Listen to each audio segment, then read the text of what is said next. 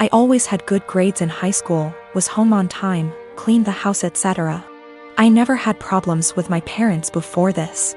I went to med school, still living with parents when I was 20. I dated someone who was 23. Dad was against this because he does not believe in dating people far older than you, so like don't date far from your own age. And says I cannot date Jay. Argument breaks out. Dad says it's his house, so either I agree or I move out. I say it's not fair as Jay has a job, goes to college, has future plans, etc. Dad kicks me out. Mom agrees with his decision. Little bro was only 14 at the time. I moved with Jay. His family was supportive, helped me with my college. I went to another college due to financial reasons. Finished my required years but still kept in touch with my lil bro years later. Me and Jay, with the help of his parents, got a small house. Like really small, but I'm happy with it. I ended up giving birth to a sweet baby girl. I let my lil bro know that he could come see her when he was able to. He came a few times. Today, bro came to see the baby and asked when I was going to let mom and dad see her since they wanted to reconnect. I said never and that I wasn't going to forgive them. Bro says I'm being unreasonable as they were just strict and trying to protect me. I say that's bullshit because dad shouldn't have kicked me out over age. Bro says I should at least let mom come because she didn't want to agree with it. I say mom was able to do something but didn't, but that bro's situation was different because he was only 15.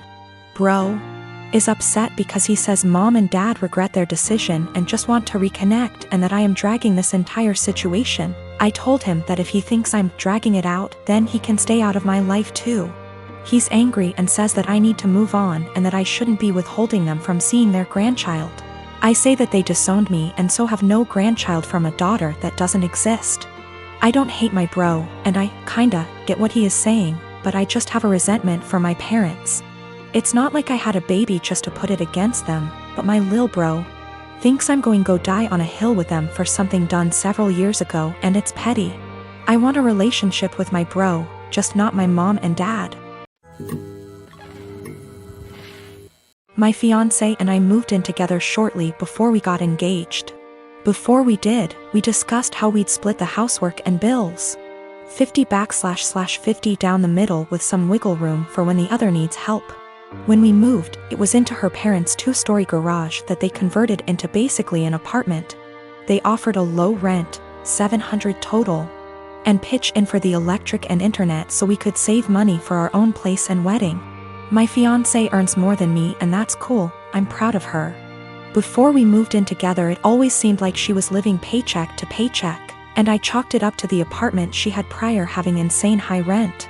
She stuck to the 50/50 arrangement at first concerning bills, but she missed often and I had to remind her about it. Post-engagement, she's back to living paycheck to paycheck, either missing or very late with her part of the rent monthly.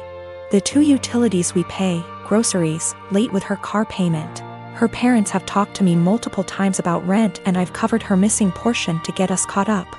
And then try talking to her.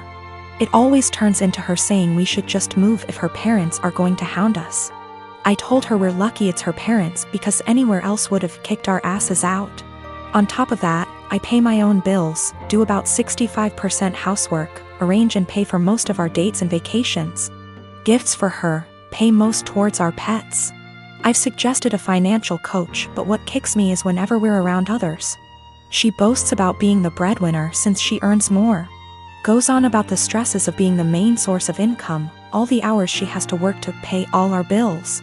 I was letting it slide until few days ago we were at a get-together.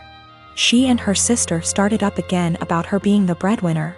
Her sister said something to the effect of her ex-boyfriend had a hard time being with someone who earned more, and my fiancé went, "Good thing OP doesn't mind me bringing home the pay." I told her just because she earns more doesn't make her the breadwinner when she blows it all on herself and I'm paying most the bills. She's embarrassed now and keeps saying I made her look bad and got her in trouble with her parents, because they want to see what she spends her money on each month, but I don't think I did anything wrong. Last night I was ready to just postpone the engagement, as of this morning after a lot of talking and things coming to light. We are broken up. She insisted we could afford her purchases based off our total incomes. Her parents were under the impression she was also paying off my student loans, my car, my phone, and paying for our vacations. She didn't get evicted from her last apartment, but she was late with her rent often enough that they weren't going to renew her lease. So she didn't suggest us moving to a bigger apartment at her building. Biggest nope, I'm out. The monthly take-home amount she told me was what she earned before wage garnishment kicked in addition to mass debt. She's been doing some online stuff to make up for the money she loses due to that. I got the ring back. My family is Indian American, but I like to think I am pretty progressive. I have a son and a daughter. My daughter has started to become a tomboy over the last 2 years, despises feminine clothing and style. While it has definitely been an adjustment in my perception, I have always tried to be as supportive as possible, and have let her pick her own clothings, only eliminating anything that was graphic or inappropriate. However, my niece was getting married in a traditional, big Indian wedding. While generally all the girls would be wearing formal lehengas, Indian traditional dresses, I dropped it after asking my daughter if she wanted to wear that, and she said no.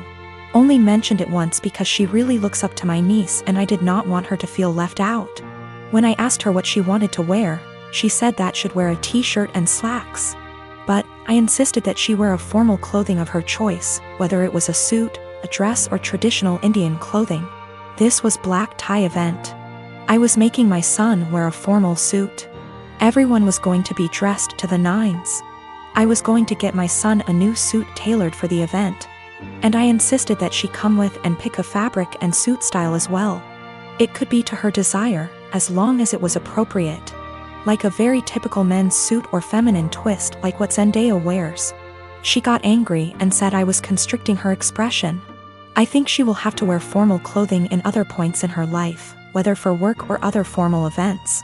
She can express herself however she wants, but dressing appropriately for the occasion is a necessary skill.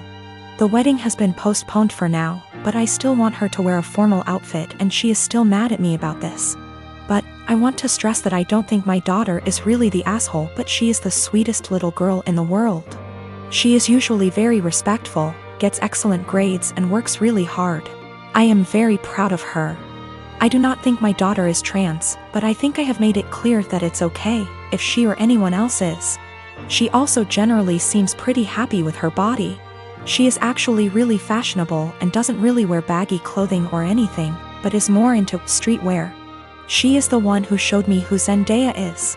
I think she is at the stage in life where she knows everything, and I, her mom, knows nothing. She wants to rebel for something, but isn't really the type to rebel with something really bad, thank God. So she decided this is a justified area to rebel. She is also at home, and I haven't really allowed her to go out because of the current circumstances. So think she feels cooped up, and now everything about me is annoying her. I have decided to take a hard stance on because my daughter really wants to go. She loves her cousin and my family, and she is a really social person who would love weddings. Telling her not to go would hurt her, I think, and would be counterproductive in the long term. This is the first wedding in our family and the first time my kids will see a traditional Indian wedding. They have never seen one before, so I think it's important that they learn and feel connected to our culture. If she decides not to go as an act of rebellion, I know my daughter, and I know she will feel really sad afterwards. Parenting is hard, and I was always a girly girl, and so were all the people around me, so this uncharted territory for me. I am a 28 years old female, was named after a really obscure character from Greek mythology. My preferred nickname is taken from the end of my name. I always introduce myself with "I'm my name," but you can call me nickname. None of my co-workers in the small business we work for have ever had a problem with this before, until Megan, the niece of Jeff, one of the two owners, was hired. Jeff and Dave co-own the business, but Dave does the actual day-to-day running of the business. I introduced myself and my nickname as usual, but she immediately said that Bessie, not the actual name, would be a better nickname because it comes from the beginning of my name, and that she liked it better. I told her I really didn't like that nickname and wouldn't answer to it, and asked her to please not call me Bessie, but she insisted that it was so much prettier and that I just needed to get used to it. For the next 2 months she tried to call me Bessie, but I completely ignored her whenever she addressed me that way, even when I knew she really needed help with something. She would call my desk phone and say, "Hey, Bessie." I would reply, "You have the wrong number, there's no Bessie here," and hang up. She then tried to get some of the employees outside the office to start calling me Bessie, but I quickly shut that down. I usually finish my work early and help them with a lot of tedious little things that aren't part of my job description, and threatened to stop helping them unless they used my preferred nickname. Friday, she decided she was going to get me to respond to Bessie no matter what. We have an open office design but are at opposite ends. She started calling out Bessie in a sing-song voiceover and over again to try and annoy me enough to respond. Other coworkers got annoyed, most telling her to stop and one Lisa telling me to just let her call me Bessie already. I refused and she kept calling out Bessie louder and louder, until Dave barged in. He'd been on a conference call with an important client and could hear her yelling from his office down the hall. He told her to be quiet and that if she called me Bessie one more time, he'd write her up and dock her pay. Later, Megan cornered me in the break room, called me in for getting her in trouble and called me Bessie again for good measure just as Dave was walking in to heat up his lunch. He gave her a stern look and said, "I warned you." Then he walked to HR to have her written up. Lisa is saying I'm the for never helping Megan, and that, if I had been nicer or hadn't fought her so hard on the nickname, she probably would have given up on it a while ago, but because I made such a big deal out of it, it became a challenge.